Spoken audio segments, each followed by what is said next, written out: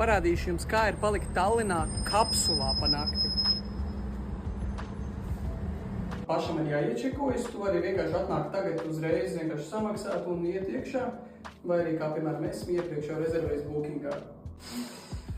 Ievadīju kodiņu, un man iznāca šādu te parolīti, kā tikt iekšā. Dodamies. Uzreiz ieejot iekšā, jau tāds interesants interjers, kā kosmos. Tā, nu tagad tikai jāatrod savu kapsulu, šeit ir plāns. Šeit ir skapīši, kur var nolikt kaut kādas mantas, atkal visus koda.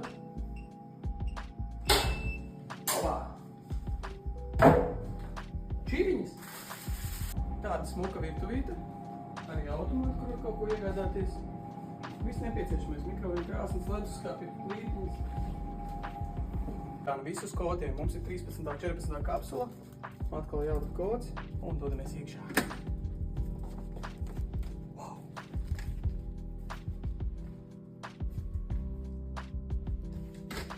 Šeit mēs gulēsim. 14. 13. kapsula.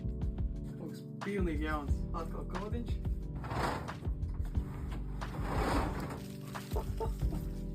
Kas tas ir?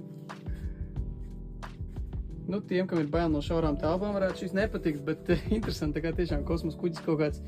Šeit var regulēt visu gaismu, vairāk, mazāk temperatūru, uzlādēt telefonu, austiņas, televizors, končiņa, aizbāznes ausīm, spogulīts, kaut kādā, seifs, gaismiņu pamainīt, modinātāji iestatīt, ieslēgt sevi un tā tālāk.